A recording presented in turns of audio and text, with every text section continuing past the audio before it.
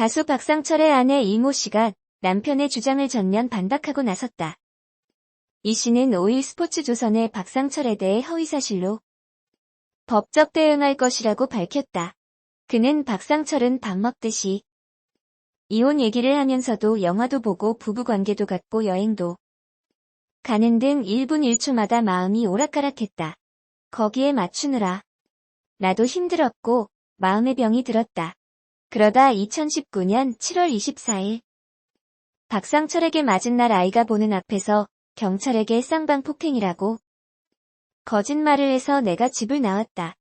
그런데 반성해야 할 사람이 나를 혼내주기 위해 이혼 소장을 준비했다고 했다. 더 이상 박상철을 사랑할 이유가 없어졌기 때문에 이혼해야겠다고 생각했다고 밝혔다. 이어 그런데 수억 원의 빚을 갚아줬다는 둥, 내가 30억 아파트를 요구했다는 둥의 기사가 나오고 있다. 이렇게까지 안 하고 싶었는데 해도 너무해서 진실을 끝까지 밝힐 거다. 기사가 자꾸 무혐의로 나오는데 무혐의가 아니라 현재 수사 중인 사건이고 항소는 내가 아니라 검사가 한 것이다. 아동 폭행 사건에서 내가 아이를 볼모로 협박을 하고 있다고 하는데 나야말로 위증해서 무혐의가 나왔고 아동학대 재정신청 소송 중이라고 전했다.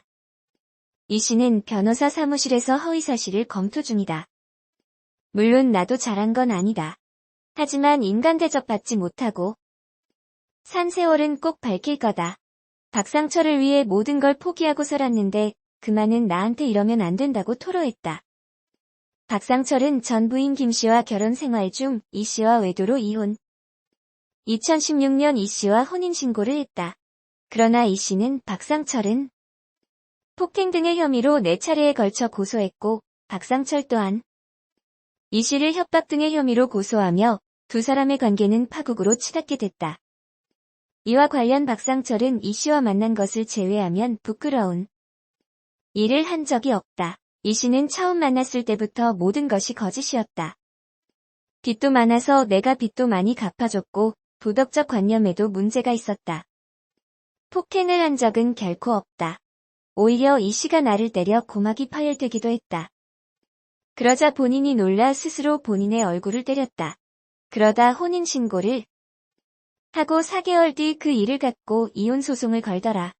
아이를 생각해서 참았고 아이가 20살이 될 때까지 참아보려고도 했다. 하지만 내가 배려할수록 해줄수록 더 큰 것들이 돌아오니까 이러다가는 내가 살인자가 될 것 같아 이번에 참고 참다 이혼 소송을 내게 됐다고 전했다. 그리고 이 씨가 나를 상대로 제기한 모든 폭행 관련 혐의에 대해 모두 무죄, 무혐의 판결이 나왔다. 그런데 이 씨가 나한테 보낸 메시지만으로 협박죄가 성립돼 벌금형이 나왔다. 나는 1년간 이 씨 때문에 경찰 조사 등을 받으며 억울해서 울었다. 그런데도 본인은 조사를 받으며 이를 악물었다더라. 본인이 한 건 기억 못하는 거다. 사실 협박 등의 혐의에 대해 합의를 해주려고 했는데 입만 열면 말이 바뀌어 그럴 수도 없게 됐다. 양육비도 우리 쪽 변호사가 이혼 소송 중에는 주지 않는 게 좋다고 했음에도 아이가 마른 게 안타까워 100만 원씩 보냈는데 돈이 적다고 난리였다. 지금 이렇게 하는 것도 돈 때문일 거라 생각한다. 그래도 아이는 내가 키워야 한다고 생각한다고 말했다. 어쨌든 사생활 이슈로 박상철은 활동이 모두 스톱된 상황이다. 그가 출연할 예정이었던 KBS 트롯 전국체전 측은 4일 박상철 소속사와 협의의 프로그램을 함께하지 못하게 됐다는 것을 알려드린다고 하차 소식을 전했다. TV조선 사랑의 콜센터 측도 박상철이 4일 녹화에 참여할 예정이었으나 오지 않기로 했다고 밝혔다. 최근 촬영을 마친 KBS 편스토랑 측은 편집 여부를 검토 중이다.